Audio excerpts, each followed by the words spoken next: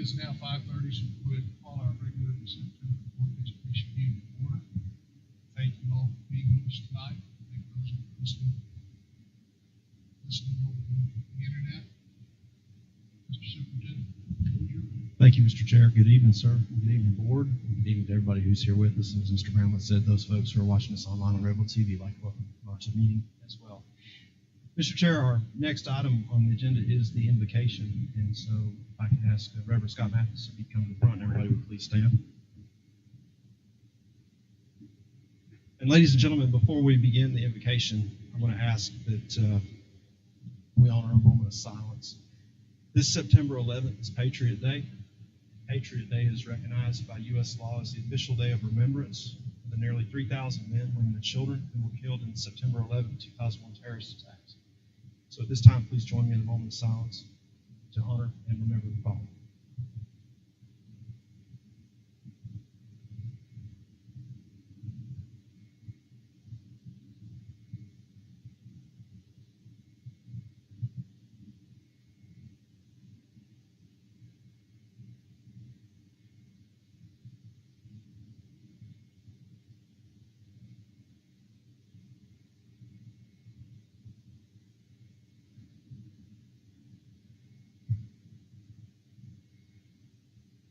Thank you.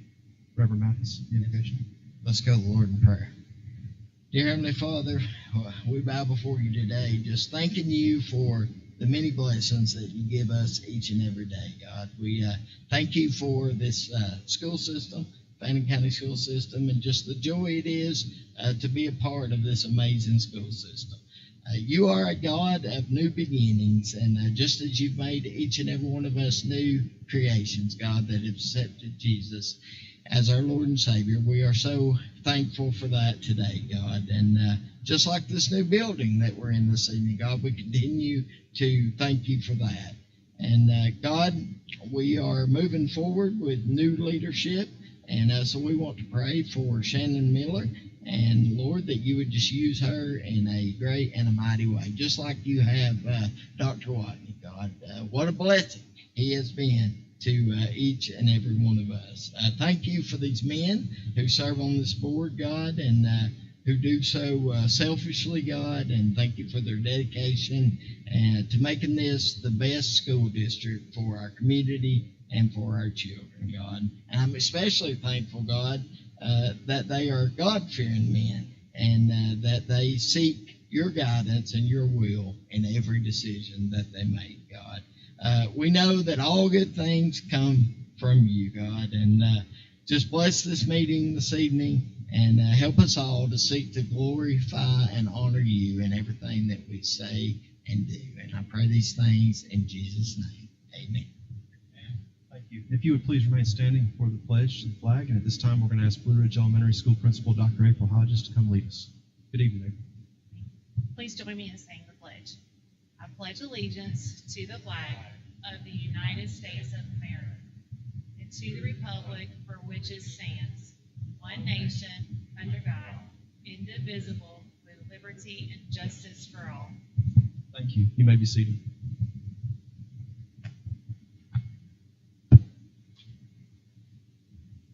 Mr. Chair, item number 4 is to approve the consent agenda. There are 2 parts to this, which is to approve tonight's agenda, and part B is to approve minutes from past meetings. So Mr. Inslee, go ahead and call it part B. And you can see, ladies and gentlemen, that this board has been quite busy over the past month. So we have 6 sets of meetings, and Mr. Inslee, if you would go ahead and call those up. This is August 11th.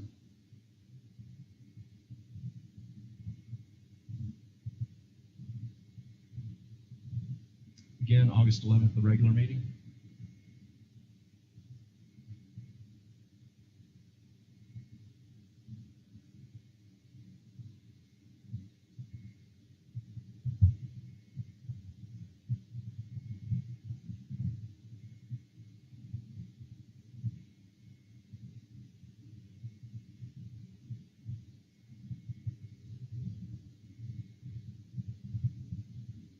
A called meeting on August 19th.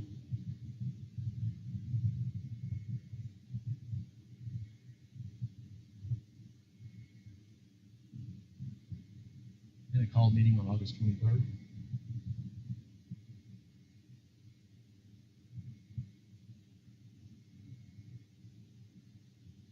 meeting on September 1st.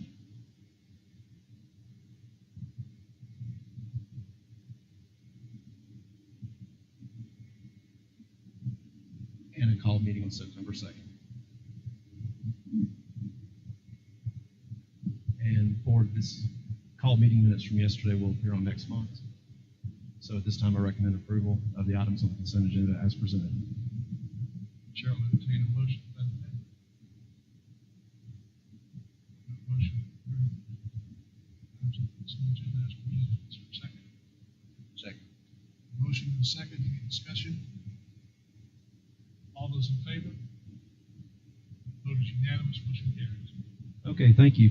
Item number 5 is special recognitions, and I'm very pleased we've got some special recognitions this evening. And the first one we're going to open up for Dr. April Hodges, the principal of Blue Ridge Elementary School. Welcome you back up to the podium and tell us who you have with you this evening. I have Miss Crystal Walden here with me. Yeah, bring her up. Come on up here, Chris. Earlier in the school year, Miss Crystal, who serves as a paraprofessional at Blue Ridge, was working with one of her students in the cafeteria, and he began choking at lunch. And she acted very quickly and tried to help him. And when he was not able to clear his own airway, she performed a Heimlich maneuver and saved him. Really, I mean, she could not have done any better. I don't know that there was anybody in the building that could have done a better job than her. And we are super, super proud of how she serves our students at Blue Ridge. Wow. Crystal is an amazing employee. I've worked with Crystal for many years. We go way back. Go back to middle school, actually. Yeah. And Crystal is one of these folks that always steps up and gets what needs to be done, taken care of. And in this instance, she saved a child's life. Let's give her a round of applause.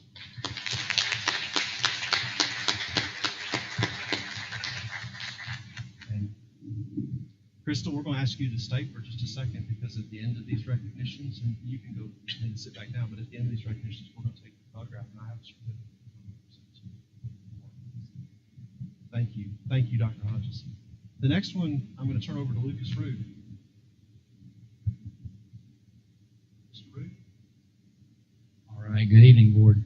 Before I get started, Crystal, I'm going to say something that she would always say to me. She would say to the kids whenever I was the assistant principal at Blue Ridge. She would say, "Hey, kids, you better, or she'd tell the teachers, hey, teachers, you better treat these kids the right way, because one of them may grow up one day to be your boss." So she would always say that to me, because I had Crystal, when she was, whenever I was little, and she would tell those teachers that, so it was just kind of funny. But I'm excited, I'm honored for this next part here to go through and recognize all of our teachers of the year from each one of our schools. And these teachers they'll be recognized further at our banquet coming up on Tuesday. On this coming Tuesday at our ag facility at 6 p.m. And all of you obviously are cordially invited and received your invitation for that event. And I feel like I have connection somehow to all of these teachers of the year, and they're all amazing in their own right. And so first off, Dr. Watney, how do you want to do this? Do you want to just have them come up whenever I call their name? Excellent. Okay, so from Blue Ridge Elementary, we have Alex Whitener.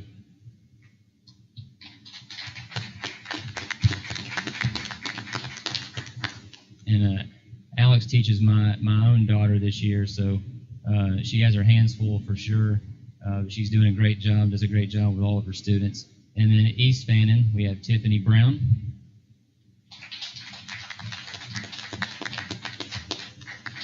Tiffany and I go way back. We graduated together, and we were in the same homeroom for 4 straight years, so I know where her heart is, and it's in the right place for sure. West Fannin, we have Stacy Herndon.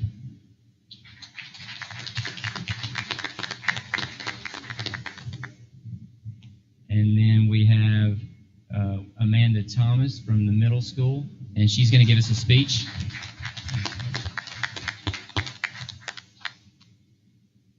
And then we have from the high school, Mandy Housley.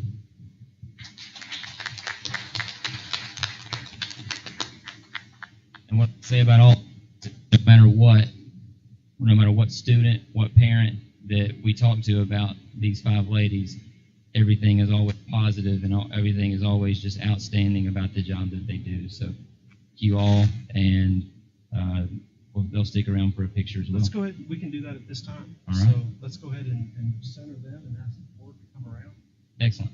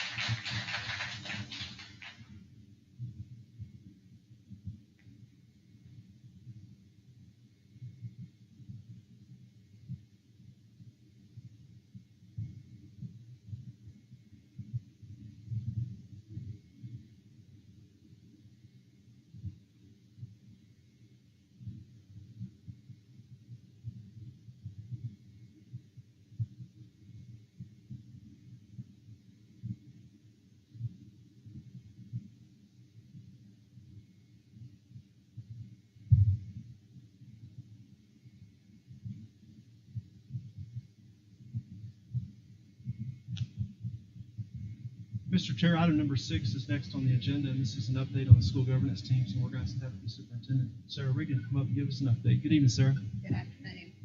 Good afternoon, Board. As you will see here, in the month of August, our SGTs have been extremely busy. So, Mr. Inslee, I appreciate that you think I can see so well. Warms my heart, but I can't see it. Well, how big? The font needs to be large. So anyhow, in early August at East Fannin Elementary, the SGT met. Several routine things happen in August of each year. One is the typical approval of the school improvement plan, plan for approval. Also, they approved their parent engagement plan. Mr. Price also shared with everyone who the new hires would be this year at East Fannin Elementary, and there was also a slight revision to the code of conduct.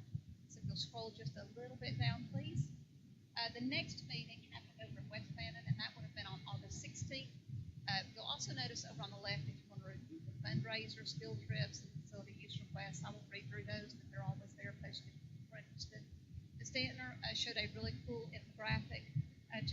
entity that has their great goals, overarching goals for the year, which include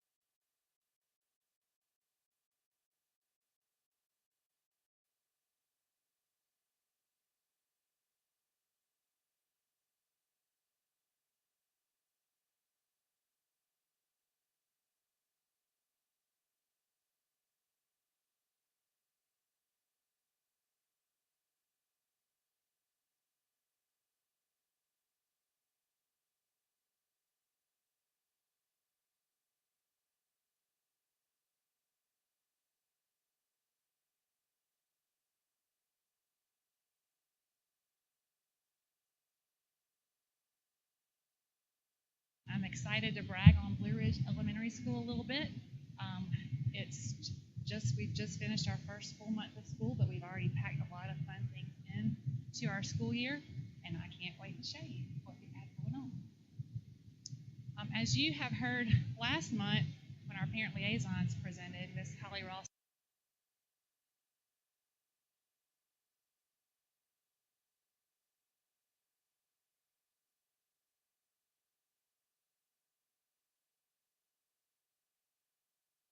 We narrow those choices down and let the students vote on what they want to see for the next school year. And this year we have the theme of Mission Possible. You can do it. It's a detective theme, and so we've tried to incorporate that throughout the building and everything that we've done and the themes of the things that we plan for the year. And so the students have already had a lot of fun with that, so have the teachers. Additionally, this school year, we did something a little different at pre-planning and our pre-planning meetings with teachers. We talked about what we wanted students to remember when they leave Blue Ridge Elementary School. If I'm a teacher in the school, what do I want my students to say about me? And then bigger, more globally, as they leave Blue Ridge Elementary School and look back on their years there, how do we want them to talk about us? And so we came up with a lot of different ideas, and they were all centered around several of the same themes, and we came up with this graphic to use to remind us every year or every meeting throughout the year of what we are there for. And you can see by the graphic that at Blue Ridge, we want our students to feel loved. We want them to learn and grow, and we want them to feel valued and important. And we put this up at our beginning of our meetings just to remind everybody we're here for this reason. This is what we're doing every day when we come into the school building. And I think it's just a good, positive reminder of why we do what we do each day. We have added a lot of new staff, and some of our staff have taken on new roles.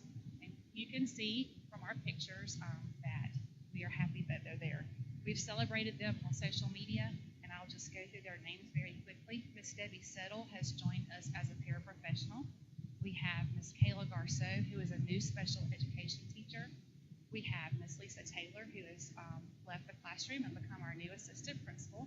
We have Miss Catherine Cheatham, who has gone from a special education teacher to our MTSS coordinator. We have Miss Victoria Keaton, who is a product of Fannin County Schools and has become one of our kindergarten teachers. Additionally, Miss Sophia Queen is a product of Fannin County, and she is a first grade teacher in our building. We have Miss Emily Adams, who has moved from the classroom to MTSS coordinator and now is our academic coach. We have Miss Nicole Fish, who is newly appointed as a paraprofessional in our school. And this week we have had Miss Ansley Waters join us as our new school nurse. They are all doing a fabulous job. We're excited that they're there and have already started contributing to everything that we have going on. We want to celebrate our first week of school and our first days that we've had in our building. Students were so excited to come back. You can see some of our very brand new faces, our little pre-K students, and some of our former students that have come back and are just learning routines, practicing routines. You can see them in the cafeteria making silly faces and just loving to be there. And then they're already starting on the first day of school. They were learning new things and getting into routines. We are excited to see that. And then we really had to share this picture because this is how we felt. This little guy, this was at the end of the day during parent pickup. And especially after one full week, 5 days in a row, we haven't done that in a long time. And I think we were all feeling that a little bit by Friday. We have really kicked off the years just learning our standards. Students are busy all throughout our building. They are having fun in their art classes. You can see the picture here. They're building dream jars that are going to be posted in our building. We have students learning about plate tectonics in 5th grade and using food to do so, and they really love that because they get to play around with it while learning their standards, and I think they even get to taste a little bit of it too. Our pre-K students made unicorn noodles and used fresh products like purple cabbage to boil the noodles, and then they got to eat them. They thought that was cool. And you can see in the bottom right-hand corner, our kindergarten students are using the detective theme, and they're starting to identify letters and numbers, and just have had a lot of fun doing that. We have always prided ourselves on really focusing on reading and trying to create that culture in our building. When you come through the building, you may have seen some of our read posters that we post throughout the building each year, where we have our staff pose for pictures that go with our theme, just to remind students that we love to read and we want them to read too. This year we had a Donut Forget to Read party. Mr. Parker presented some challenges for students in the spring that would go throughout the summer. And there were 3 ways that they could get credit for participating. They could use a reading log, just logging the minutes that they read throughout the summer. They could participate in the Public Library Summer Reading Program, or they could use our program that we use in the building called Beanstack to log their reading. So you can see there that the ones who participated got to have the donut party. They were able to use some tokens to get books out of our book vending machine, so they were real excited about that. And I do have to put a little plug for Mr. Parker. Today he found out he'll be presenting at the National Technology Conference. He'll be talking about Beanstack and how he uses it in the Media Center. And additionally, the people that created Beanstack, which is the program that we use, they're going to interview him for a podcast because he's using it so well, and I think that's really cool. We participated in the pollinator census.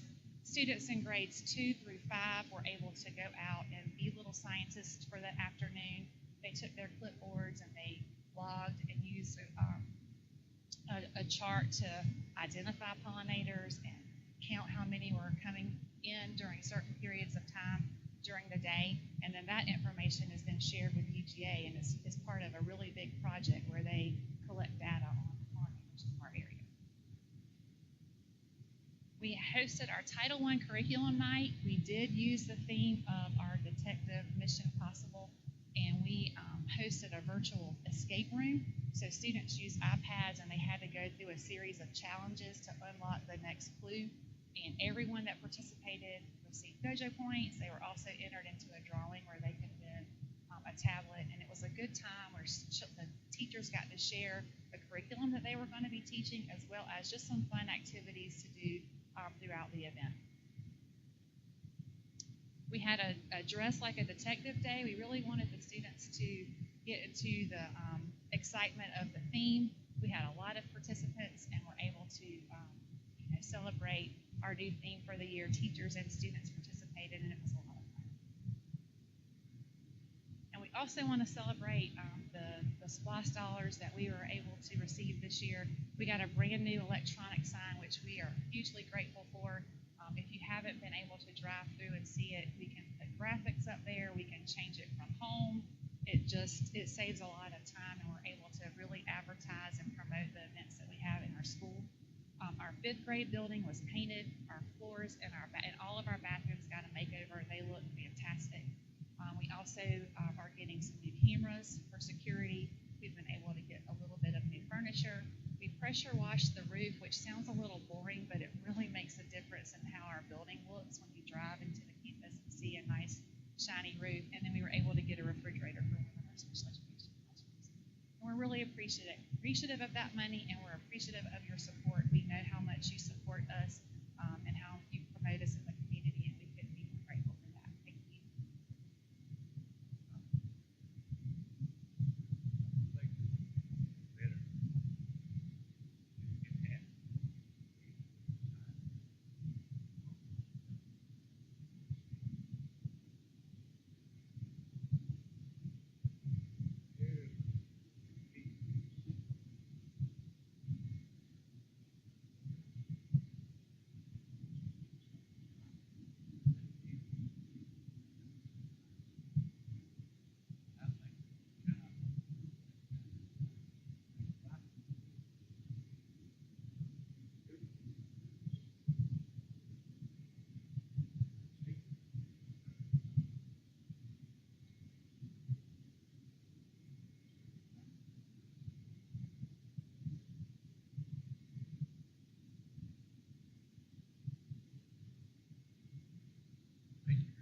Yeah, thank you, Dr. Hodges.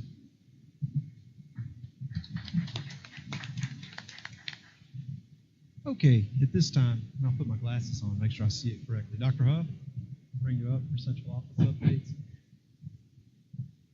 Dr. Huff serves as our Director of Instructional Services and Curriculum, and she's going to introduce the FCSS Intervention Coordinators. Dr. Good Huff? evening, everyone. You may remember that last year we added some positions with some federal funds, and those positions were for intervention coordinators. And I have some of those ladies with me here tonight, and I'd like to thank them and the training. No speech is necessary. It's just now,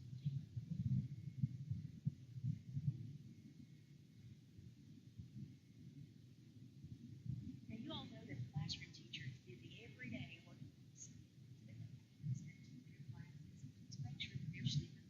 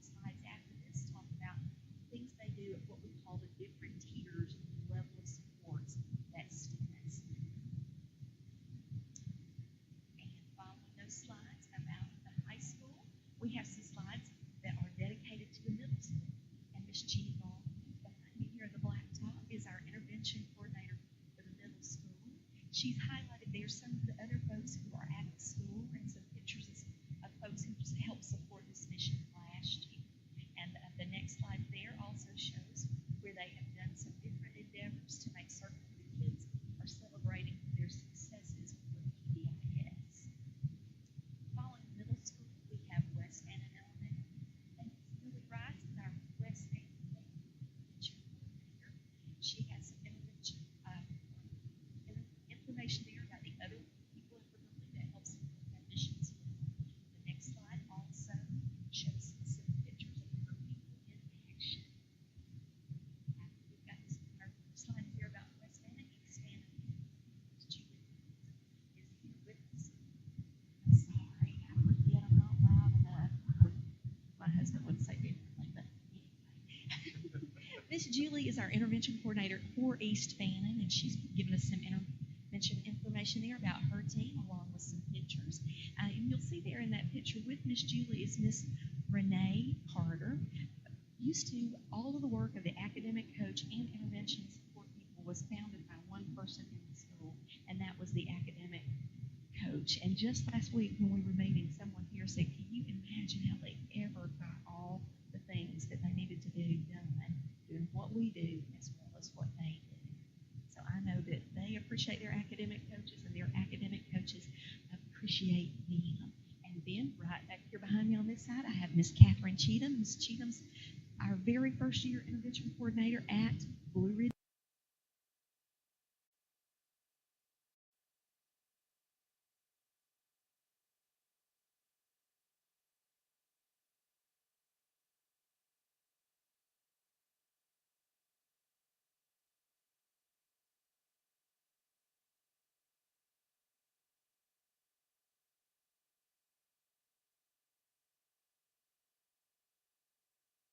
That you do and come out to the meeting tonight and support each you. Board, is there any questions for our coordinators here? No questions, just a sincere thank you for what you're doing.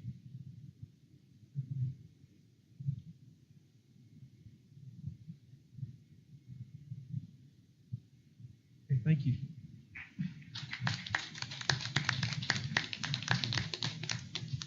Board, I have another update for you from Mr. Inslee. Yeah. Dr. Inslee, go ahead. I'll take it. All right. Good afternoon, board. Excited to share some things with you tonight. I've got 4 or 5 pictures here. Just want to show you where we're at.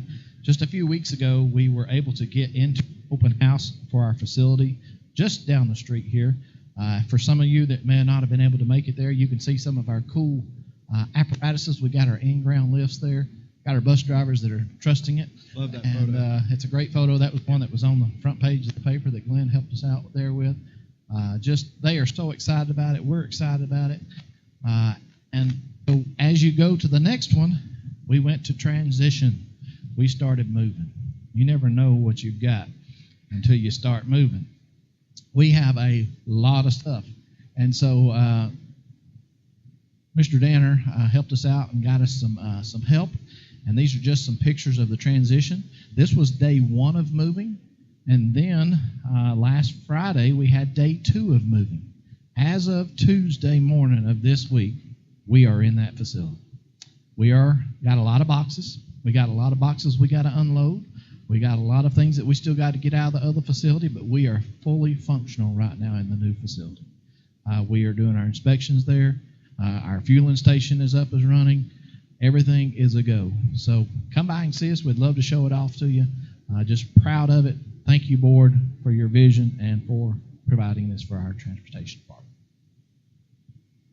Okay. Thank you, sir. Anybody have anything for Mr. Inslee?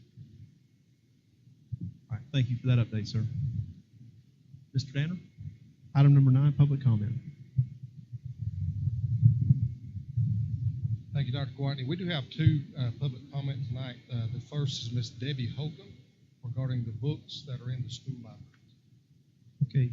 And Mr. Danner, she has the form, or you have the form from Ms. Holcomb? Okay, thank you. And we'll ask Mr. Inslee to go ahead and start a timer for 5 minutes. And, good evening, Ms. Holcomb. The floor is yours. The timer's going. Thank you. I don't know if you already have what I brought in in to you, but I brought each board member, a folder with just a small sampling of some of the books that are at the different school libraries. I also purchased 5 different books that are in the library, and so I did bring one different book for each of the board members. The reason I did this is because when I moved to this county and I came to my first school board meeting and we had invocation, we had prayer, and I'm thinking, wow, this is not anything like the county that I come from. This is really great. And just like the invocation that was tonight, whenever it was mentioned that our board are all God-fearing men, this is what just really blew my mind coming to this county. So I have a question. And I know you don't do questions and answers, but I have a question.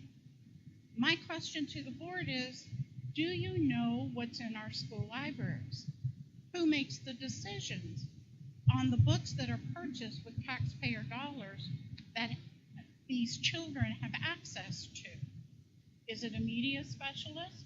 Is it the board? Is it principals? Who decides what is in our school libraries and what our innocent children have access to? I'm hoping that the decision is not yours and that you don't know yet what's in our library. Parents are informed enough that they pretty much will monitor what a child has access to on the internet, because it's very widely known that there are evils on the internet. Movies are rated. You have G, PG, PG-13, R, X. Parents monitor what their children have access to, and when you go to the movie theater and it's an R-rated movie, 13-year-old can't get in without their parent. But books have no rating. So in our school libraries, we have books such as Coming Out of the Closet, I Think I'm Gay. We have books that are on bullying. We have books that are on school shootings. We have books on transgender. We have books that have very explicit pictures in them. So, thank you. So, I want to know, can we start a program where controversial books are rated, that parents would opt in to allow their student or their children to have access to those books, that not all books are accessible to all ages of children. And I will hope that you will look at those lists and those books and come to some kind of suggestion or decision on what's in our school libraries. Thank you. Thank you, Ms. Holcomb. Mr. Danner? Our second public comment is Ms. Amber Patterson, wants to speak on proposed changes to Title IX nationwide. Okay. Do you have her form? Okay. Good evening, Ms. Patterson. You have 5 minutes. Thank you. This is not ever something I've ever done. I have sent you all an email. I hope that you all see that and read the letter that I actually had addressed to the Department of Education on a government level. So I don't know if you all are aware of the proposed changes nationwide for Title IX, but they are very serious in a sense of, as the lady was talking about, children being innocent. And so I do want to say thank you for your time and thank you for the prayer before. And I'm so glad to hear that there are Christian principles, and that's a very important part of my life. And I just do. But I am a parent. I have a 6th grade daughter who's 11 and a 3rd grade son who is 8. And they have come home and let me know lots of different things going on at school. And I know they're going to hear things like that. They're going to see things that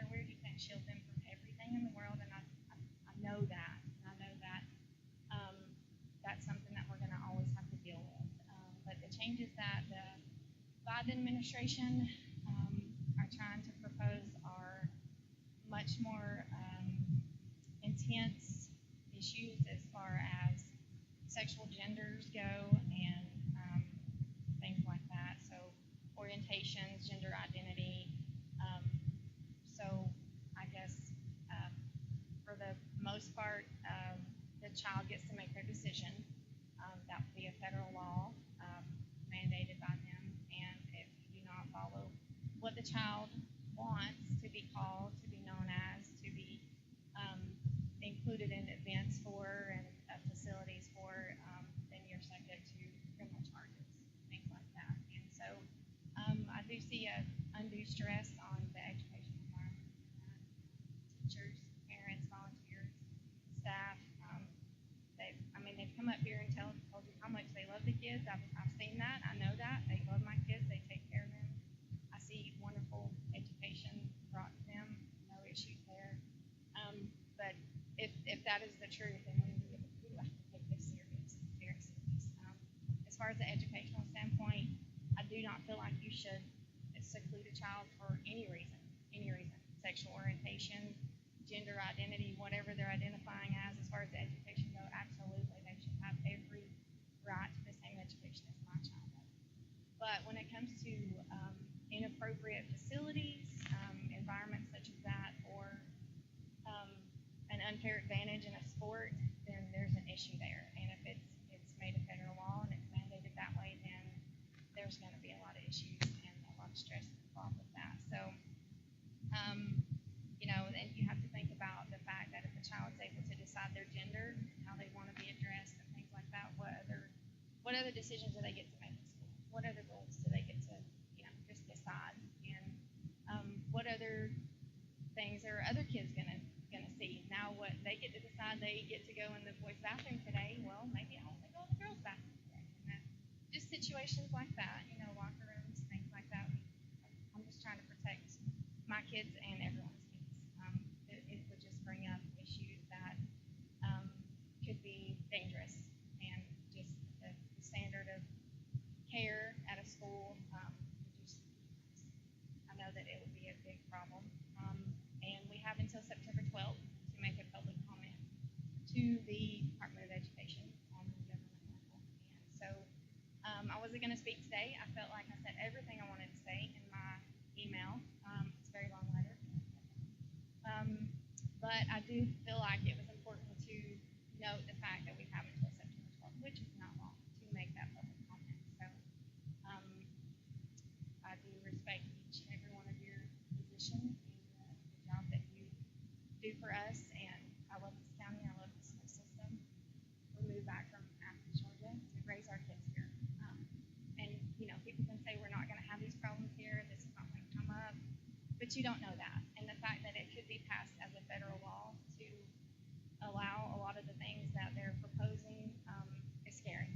It's very scary. So I just ask that you definitely take that into consideration and hopefully make a public comment to the Department of Education on at least the county. Questions or comments for me? Sorry. Thank you. Thank you, Ms. Patterson. Mr. Dana?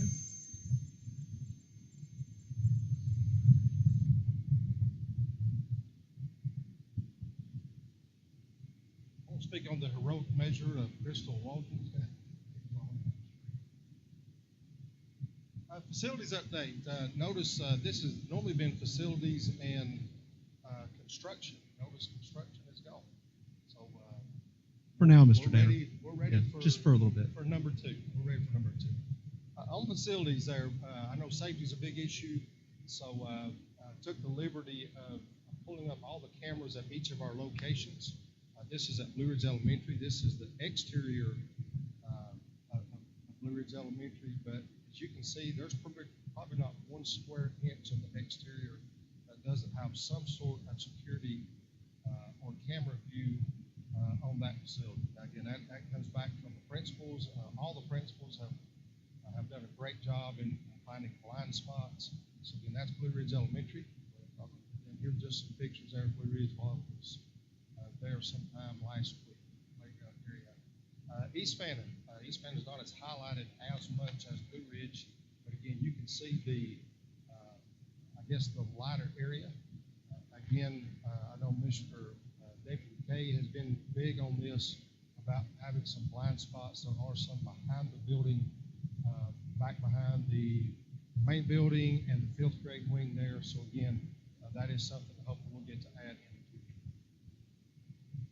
That is I took this picture, that's at East, that's their MDF, their big network. This is where the base radio is going to be for the transportation facility. So that is going to be connected at East Fannin, use the internet, using our network, so that the transportation facility pretty much just have a microphone. They can queue up and talk to the buses. So we're looking forward to that. That'll be coming in the very near future. Again, just some pictures there at East, exterior.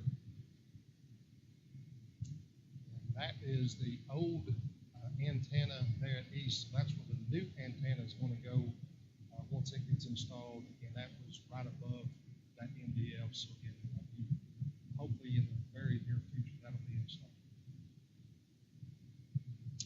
It's to the East.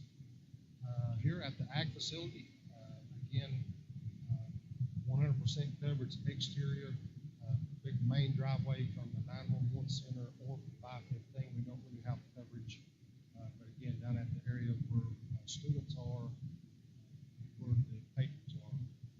We're going to go ahead and skip that one. We'll talk about that one here shortly.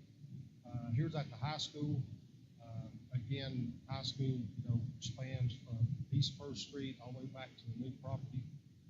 But again, it goes all the way down to the tennis court parking lots, all the way to the stadium, even to the old bus garage. So again, we've got a lot of camera view there. Middle school, same thing. Again, what we don't have coverage is down at the Veterans Park, the baseball field, even though you really can't tell it, the baseball field is also covered, and then all the exterior at the middle school. A couple more pictures there at the middle school.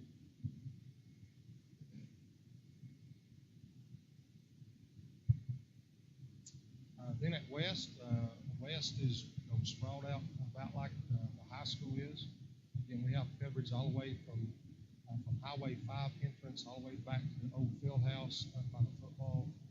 So again, if anything happens on campus, with a date and a time, we'll know pretty much what happened. One thing we did add at West is the Car Rider Pro. So now we have that at all 3 elementary schools. Once the bugs have been worked out of the system and the parents get used to it, the staff members get used to it, I think the principals can tell you that has definitely helped parents pick up to excellent.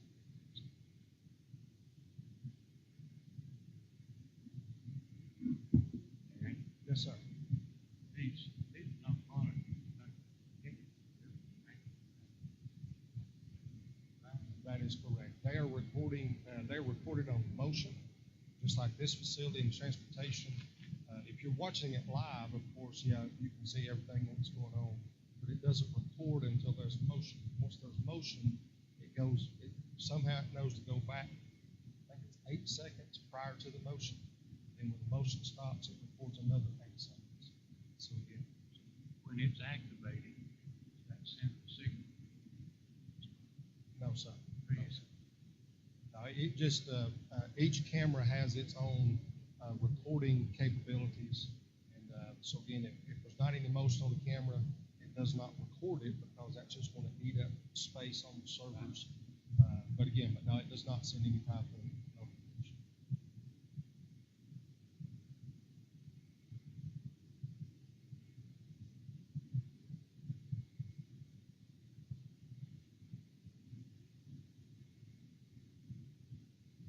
Not just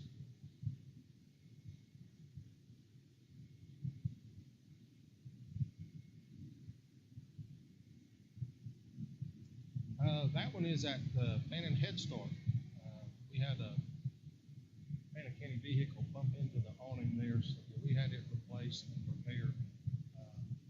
So again, I probably should have done it before and after the picture, but again, it is repaired there.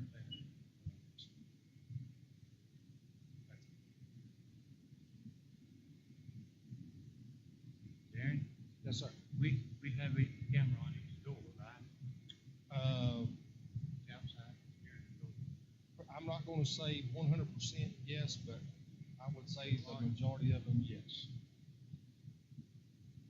That'd be something, I'll have that answer to you next month, Mr. Weiss. But I'll make sure that happens.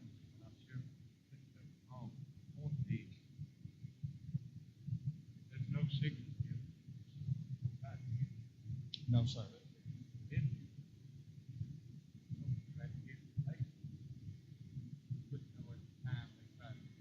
That is correct. That is correct. Yeah, we don't have security on our facilities, but we do have the cameras and of course our Salto. That type of thing. Every door should be locked at every school.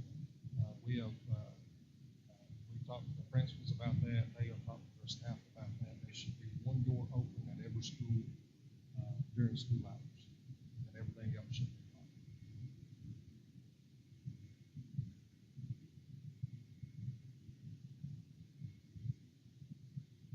Any other questions for Mr. Fannin? Okay, I'm small. Questions. The active entrances, whatever students are present, actually have personnel.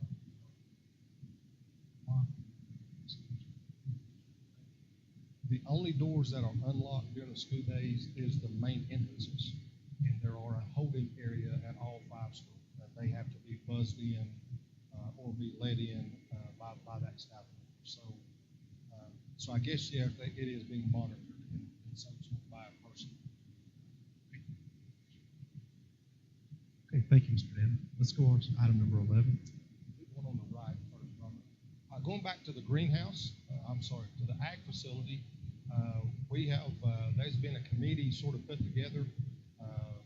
Mr. Roof, Dr. Ramsey, Mr. Henson, Mike Spurlin, and myself, we have explored multiple areas at the ag facility on where to put a greenhouse. This is the latest and probably the best location for a greenhouse. This is coming down the 911 center, the big long driveway just inside the gate to the right. It is an embankment. It is not down in the lower level, but again, that will be very accessible to the students and teachers there at the ag facility. And so we've got the permission from NRCS. I spoke to Marie Woody. We're now waiting on EPD to approve this location before we actually start excavating. So I would hope we do already have a quote. Go ahead, Mr. Henson. We do have a quote or an estimate from a vendor that we use quite often, Macam Brady, to get that leveled off area just to actually, so we can actually start our RFP for a greenhouse. Again, this will not be started until we get the final approval from EPD. I thought I'd have that answer today, but I did not get that. But if we don't get the approval tonight, we have to wait till October board meeting. That's just one more month it's going to take us to get the greenhouse. But the RFP itself, once we send that out, that's going to be a 2 to 3 month process. Put it on the procurement registry, that sort of thing. Have people bid on it, come back for your approval once that is received. Again, this is just the ground level to where we would actually put the greenhouse if it's approved. And that amount is $29,000. It'd be paid for out of SPLOST. We're hoping we don't hit any rock. If we hit rock or get unsuitable soil, we're going to stop right where we're at. We'll go.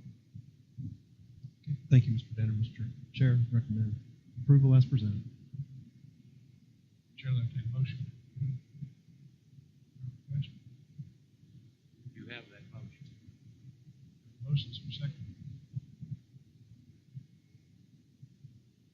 Second. Thank you. Any discussion?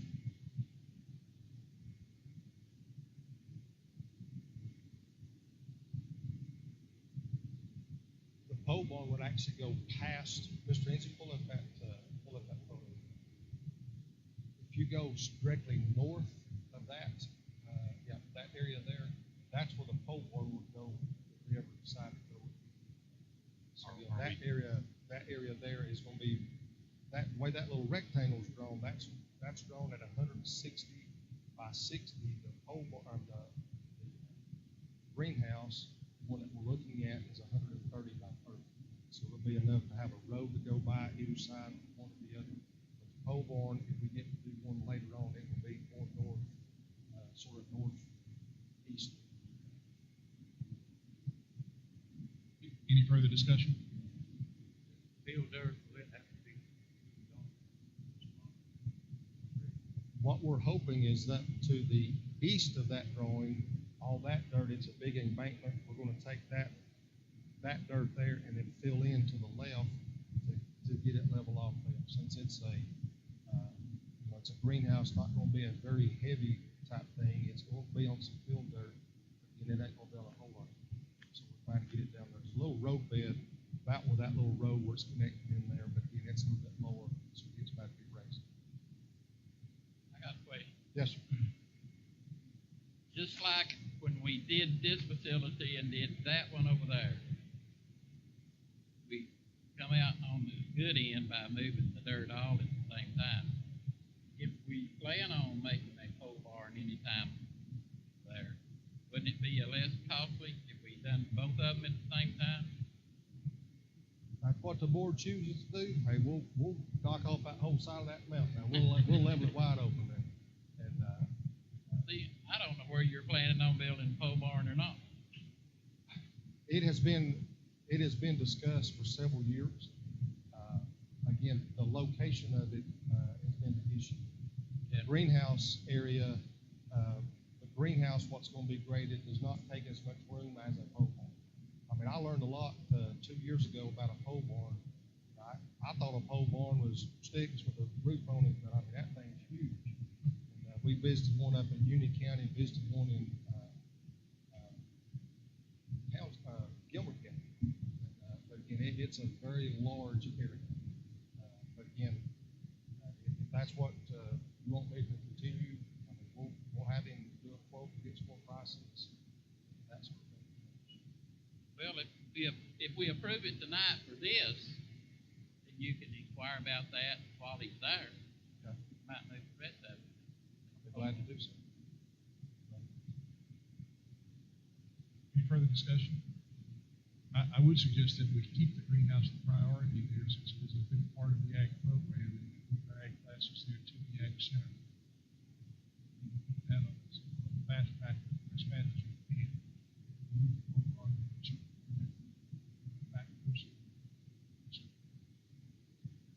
All right. Not to contradict you at all, Mr. Bearden, the excavation on this is not anything like we're going to have.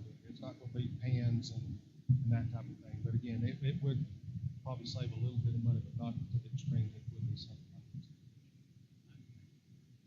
Very good. All those in favor? Votes unanimous, motion carries. Thank you. Thank you, Mr. Danner.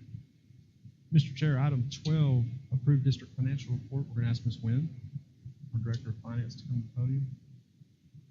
Good evening, Ms. Wynn. Board. So tonight we have our July 31st, 2022 financial statement. We're at 8.33% completed the fiscal year for our general fund. We are at 1.7% local revenue for our budget versus 4.14% for the prior year. Total revenues are at 4% versus 5.7% for the prior year. Total expenditures are at 7.51% versus 7.22% for the prior year. And that shows our encumbrances. And then we have capital project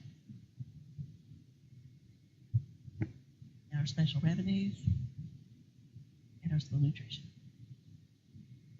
That presents our financial statements. Thank you, Ms. Wynn. Mr. Chair, recommend approval as presented.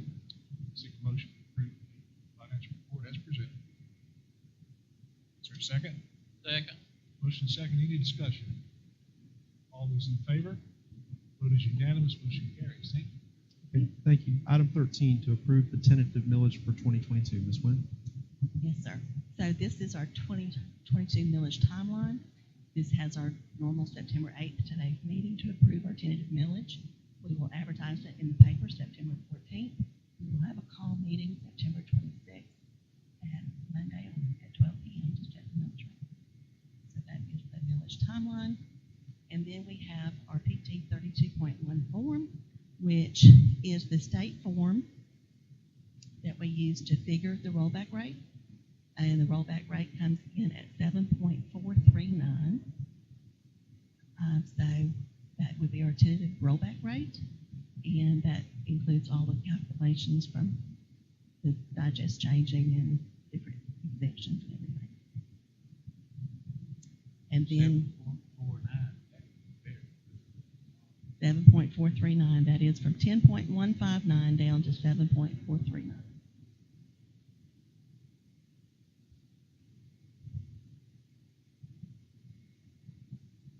So then next we have the Forest Land Protection Act, which is part of millage, everything that we will submit to the state.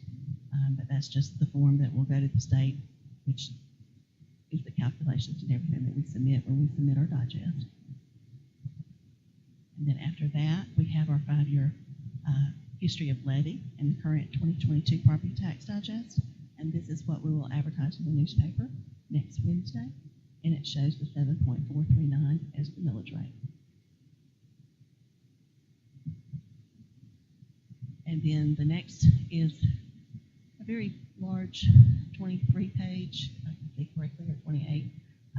These are the instructions on how to do the millage rate and all the laws. And if you have to have 7 days from the time you set your tentative millage rate before you can have a meeting, and just all those explanations. So that's basically the rule book that Ms. Wynn utilized this year to come up with this number. Very pleased with that number. And Mr. Chair, recommend approval of the tentative millage. All of this information can be presented collectively and approved. Very good. I hear a motion to approve the tentative millage. Mr. Chair, I would like to make that. Indeed. Is there a second? Second. And is there a third and fourth? Yeah. I'm sure. We'll go right down the line. Thank you, Ms. Fannin. Thank you. Any discussion? All those in favor? Vote is unanimous. Motion carries.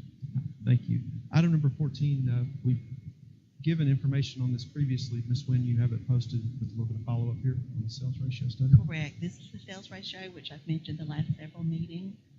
You can see that when you get down to Fannin County, you can see what our ratio study was, which I'd already said in the past is 3.8 point. Yeah, I can't read that far. 3.35, and that's what the ratio study was. That's why we had the countywide reevaluation, and as we had already discussed in prior meetings. And then the other one shows actual Fannin County, the number of properties that they examined, and all of the details for the study itself. That's just for your information.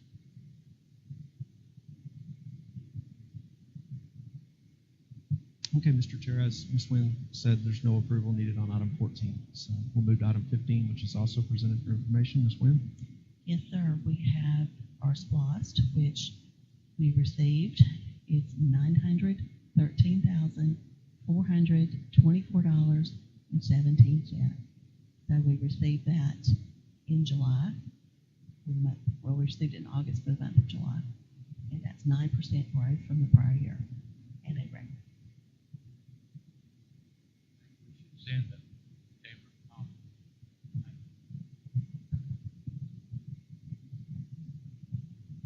So noted. Okay. Thank you, Ms. Wynn. Thank you. Mr. Chair, item 16 is to approve local board training documentation. For that, we're going to ask Ms. Rigdon to come back up to the podium. Ms. Rigdon, good evening.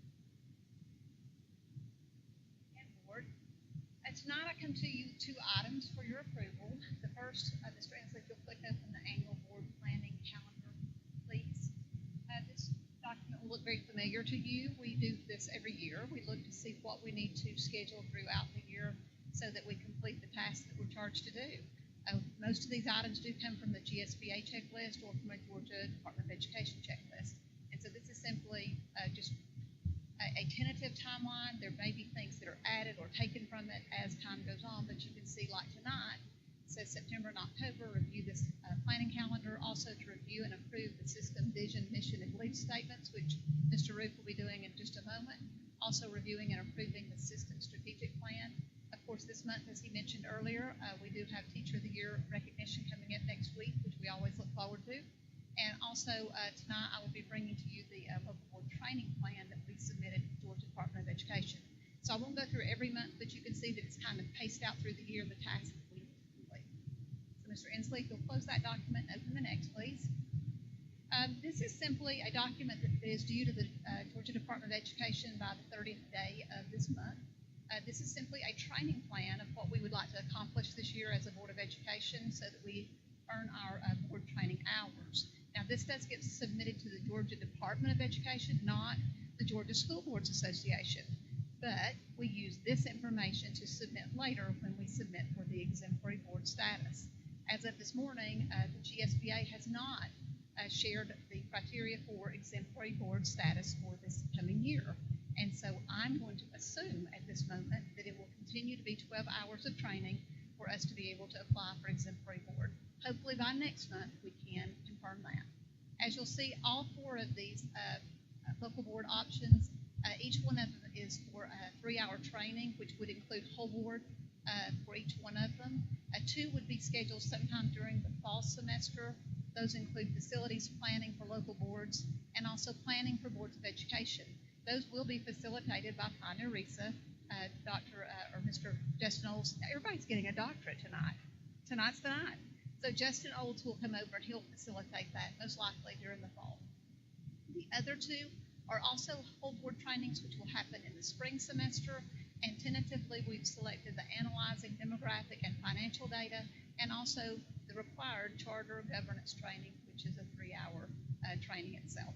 And so I have been in contact with Mr. Cardoza, and this does need to be approved by you, but we can change it. So it is simply tentative, and we're stating what our intention is. Does anyone have any questions? Thank you. Mr. Chair, I'm excited to recommend this because I want to get, like back on item 10, the word construction back into Darren's update. Indeed. Yeah, so recommend to approve as presented. Very well. I'll entertain a motion to approve. So moved. Is there a second? Any discussion? All those in favor? Vote is unanimous. Motion carries. Thank you. Mr. Chair, that date that was provided on there was fall for that training, and so I'll be in touch with you and the other board members, and we can go ahead and get some tentative dates worked out and go ahead and get that date set so we can make a presentation for local board training and talk about upcoming construction projects in all seriousness, Ms. Fernanda. So we can get, you heard me talking about adding that back to the agenda. So I'll be in touch on that. Go to the next item, Mr. Root.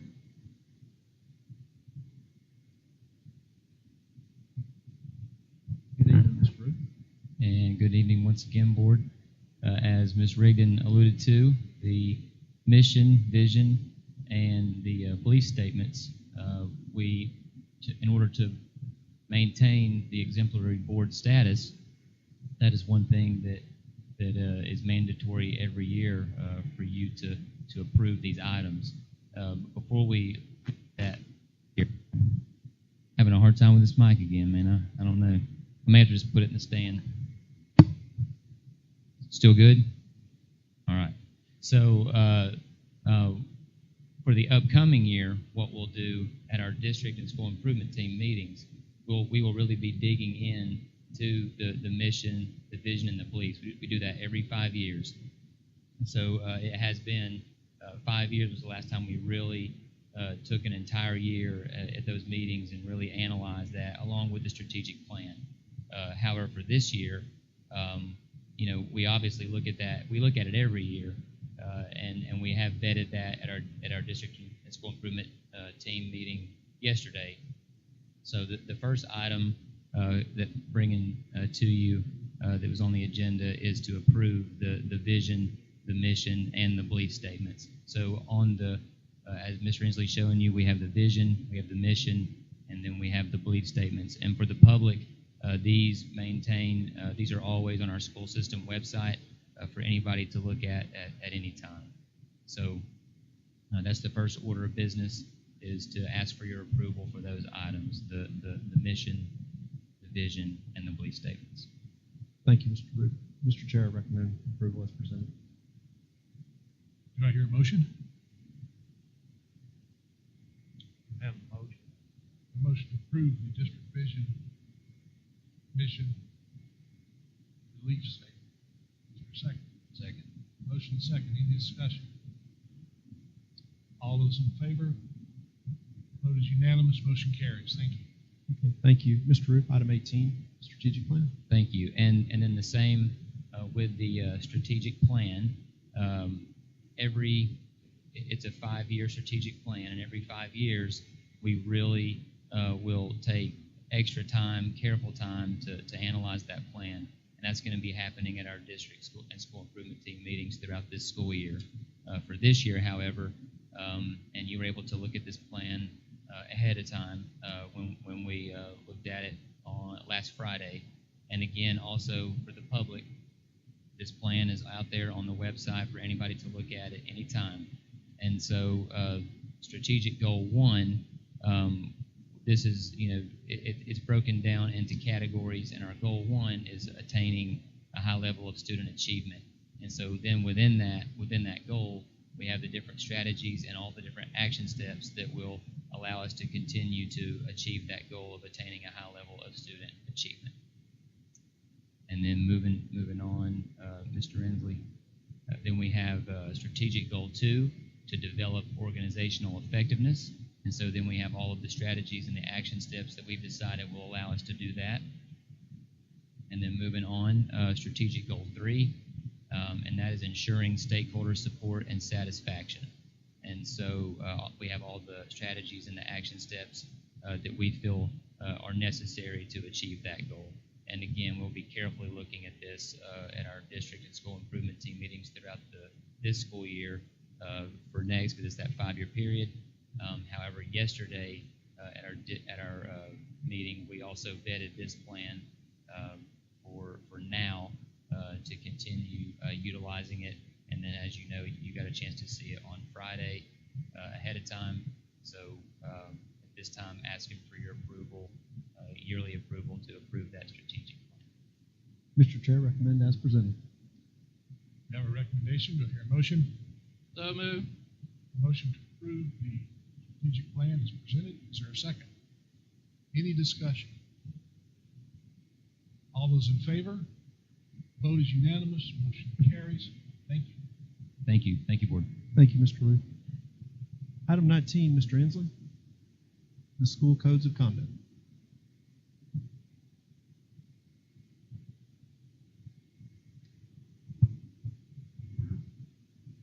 Good afternoon again, Board.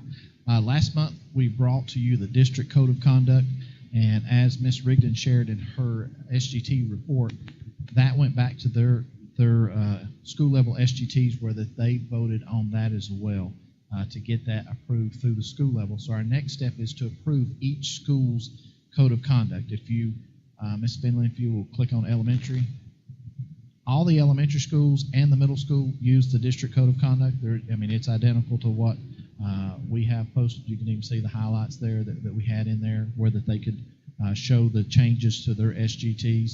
That is the same document as well on the middle school. And if you'll go out to the high school, Ms. Finley, they embedded this into their actually planner. So it's also still in there, just it's a part of their planner that goes out to all their students. So I would ask for your approval for the 5 school level code of conducts tonight. Recommendation as presented. Do I hear a motion to approve the school codes of conduct? Make that motion. Motion by Mr. Luis. Is there a second? Second. Second by Mr. Beard. Any discussion? These are all on our website. They will be on the school level website, and we have the district. Any further discussion? All those in favor? Vote is unanimous. Motion carries. Okay, Mr. Inslee, you have one more item, number 20, to approve a bus request from Mountain Education. Yes, sir. We have one request, and Heather, you may have to blow it up where I can see it. If you'll scroll down, we've got 2 requests. One for September the 20th from 5:30 to 7:30. They're wanting to go to University of North Georgia with a stop at Wendy's. And then on Wednesday, September the 21st from 4:10 to 6 p.m., they would like to go to the Slave over next right next to Loving Road, which they'll have about 12 to 15 students there. The Robinson Stave. I'm sorry. Stave. Blow it up a little more, Heather. Sorry. It's 5.2 miles away. How's that? But they will cover the cost of the bus, the driver, and the fuel. So if I would ask for your approval for MEC. Thank you, Mr. Inslee. I make that recommendation as presented, Mr. Chair. Chair will entertain a motion to approve the bus request for MEC. Have a motion. Is there a second? Second. Motion and second. Any discussion? All those in favor? Vote is unanimous. Motion carries. Thank you, gentlemen. Thank you, Mr. Inslee. Mr. Chair, next item 21 is personnel. I defer to the board whether there's a need for executive session. I do not have a need. Everyone's good, sir. Okay, thank you. I'll pause momentarily while you open up the personnel sheet dated 9/8/22. Everybody good?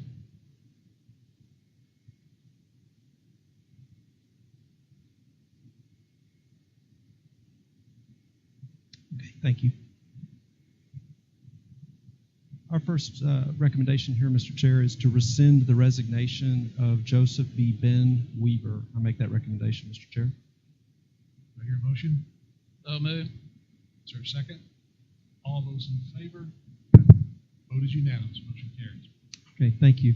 I have a recommendation of Nathaniel Cody Payne, effective 9/16/22. Make that recommendation, Mr. Chair. Do I hear a motion? And a second? Second. Motion is second. All those in favor?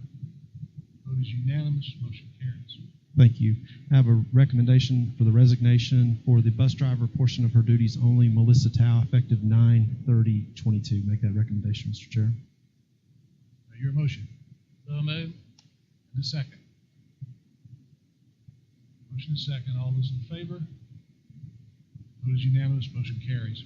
Okay, thank you, Mr. Chair. I have 3 recommendations for the position of paraprofessional, all effective 9/9/22. These are pending completion of paperwork, background check, and necessary training. Patsy Reed, Bonnie Stanley, and Tara Wilson make those recommendations together, Mr. Chair. Do I hear a motion to that effect? So moved. And a second? Second. Motion is second. All those in favor? Vote is unanimous. Motion carries. Thank you. I have the recommendation of a substitute nutrition employee pending the completion of paperwork, background check, and training. Amber Reed, effective 9/9/22. Make that recommendation, Mr. Chair. Do I hear a motion? So moved. And a second. Motion is second. All those in favor? Vote is unanimous. Motion carries. Thank you. The final recommendations are all for substitute teachers, all effective 9/9/22. Again, these recommendations are based on completion of paperwork, background check, and training. Ellen Barnes, Colton Bridges, Rebecca Gill, Lisa Hebner, Tiffany Hurd, Joseph Johnson, Deanna Jocelyn, Katrina McQuigg, Amanda Sisson, and Alexis Teams make the recommendations collectively, Mr. Chair. Very well. I'll make that motion. Do I hear a second? Have a second. Motion is second. All those in favor? Vote is unanimous. Motion carries. Okay, thank you. And item number 23, Mr. Chair, is superintendent's comments. And I just want to begin by giving a special thanks to tonight's presenters. Really enjoyed your presentations, and also the folks that were here for special recognitions. Thank you. And I wish to Teachers of the Year best of luck as they move to the district level to determine the Fannin County Teacher of the Year. So I'd like to just give a special shout out to Mr. Danner and also to Mr. Inslee for the transportation facility ribbon cutting and open house. It was a wonderful event. And thank you for all the hard work that went into that and making that special for our drivers especially. Thank you. I also want to give a shout out to our friends at the courthouse, especially Rita Newton, Don Cochran, and the commissioners, as well as our very own Susan Wynn for the work on the millage rate that was presented to you this evening. I look forward to a final approval during a call meeting here on Monday, September 26th at noon, where we will be recommending 7.439. Happy about that. So I also want to say, Board, that as you know, Fannin has some awesome leaders, and to those leaders who expressed interest about becoming the next superintendent, I want to thank you. Please know that you are appreciated. And on that note, I want to congratulate again the sole finalist, Shannon Miller. Congratulations to you and to me, Shannon, because now I'm one step closer to retirement. So. Scott Mathis, where are you? You back there?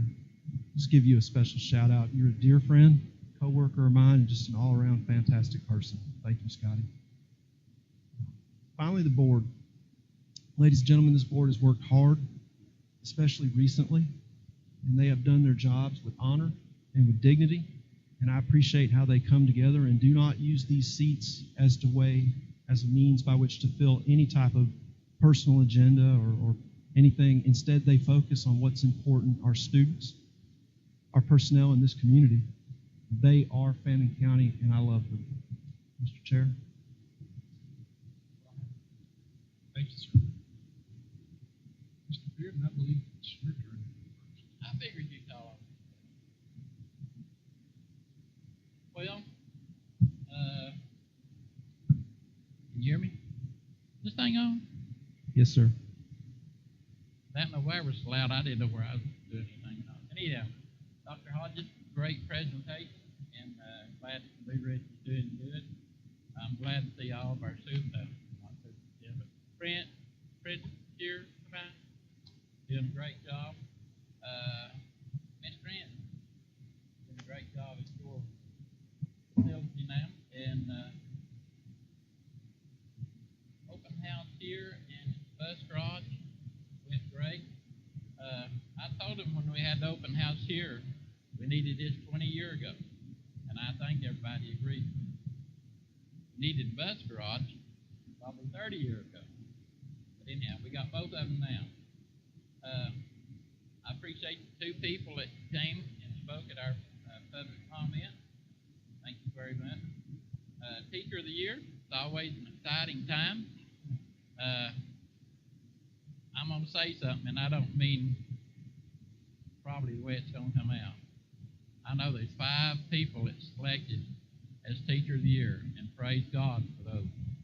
But all of our teachers are number one for me. Number one. To all of you who had an interest in being superintendent, that's what makes Fannin County great to me. We have people who qualify for the position. It ain't like some other counties. And I'm going to tell you again, I'll tell you every time that I can, Fannin County School is the greatest school in the world. I believe that's all my heart. I love all of you. Thank you for being here tonight. And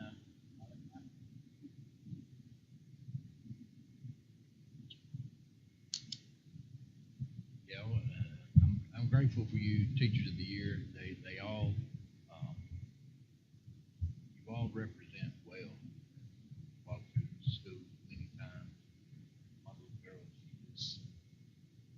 y'all bring her joy. So if I see her excited, happy to be in school, that's a plus. It's a good thing. She likes it.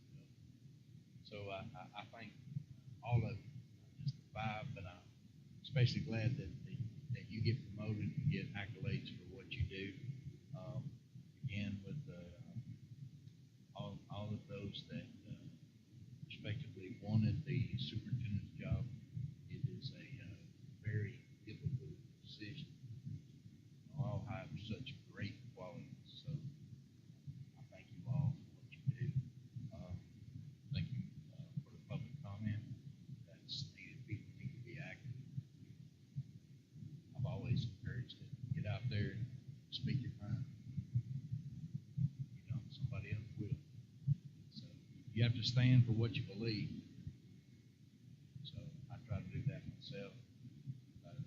Respect the seat that I'm in. Well, so much. Thank all you guys for being here tonight. God bless. Have a good night. Mr. Galloway.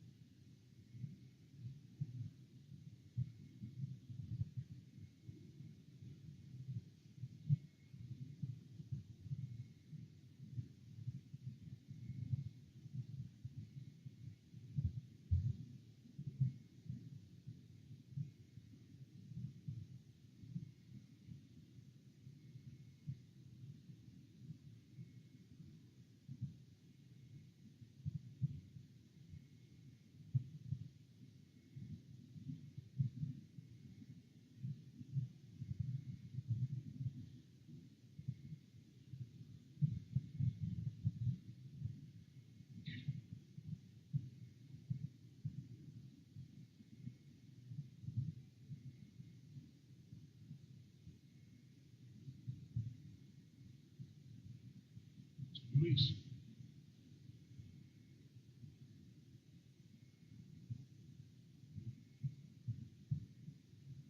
I don't think I've ever been more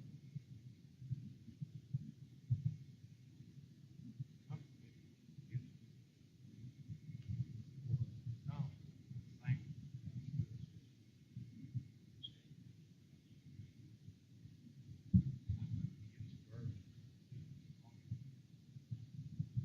always keep a picture of nature when he's learning you guys want to bring that these days. It's such a comfort to be part of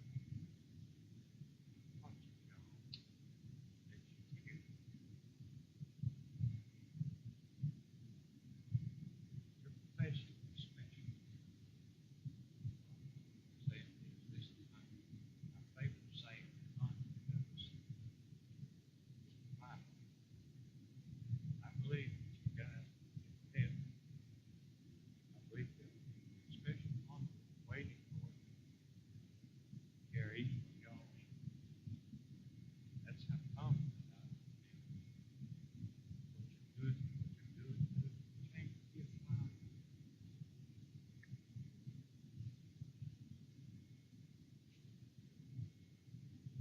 Thank you. Don't apologize. Now you have a young child. No advantages, no support. And it gets to the schools. Like, we're ready to walk in the door and with love, them, they're secure, probably safe, more careful on their own safety. Thank you. Just to get special, Bobby Dole would sit for the best. George, I believe Fannin County stands out overall. County, the other departments, our whole county. Y'all are team, our county. Very much. All goes back to the church.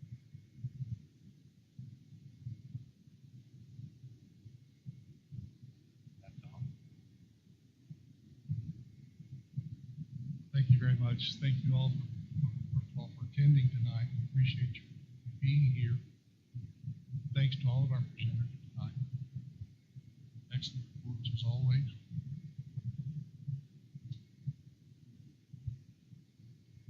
Thanks for the public comment tonight. Certainly appreciate it. Congratulations to our Teachers of the Year. One of my favorite events each year when we celebrate your remarkable success and example that you set for everyone. I maintain that awards that are given by your peers are certainly those that are most meaningful. At least in my career, it's been the case. So congratulations to each of you for being chosen. I sing your praises and your accolades everywhere I go. Remarkable people that we have in place, maintenance staff, teachers, bus drivers, everyone involved in the process makes me very, very proud. Leadership that we have in place in this county is remarkable. We had the honor of getting to know several of you a little better as weeks. Fannin County is blessed in many ways to have this caliber of professional staff, its administration. It's truly remarkable. So it is with every single person we had the honor of speaking. I want to thank Mrs. Williams, Mr. Mathis, and Dr. Clark for your help facilitating the process. Congratulations.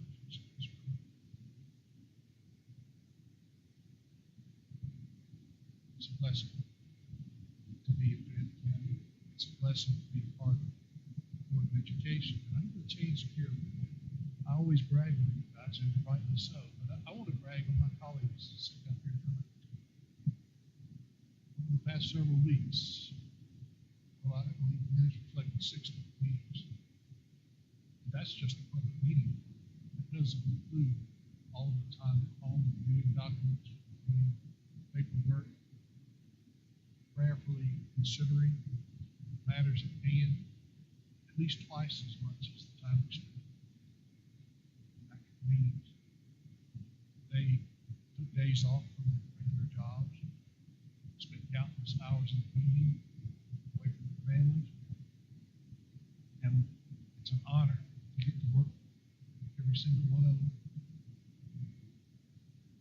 Truly, truly an honor.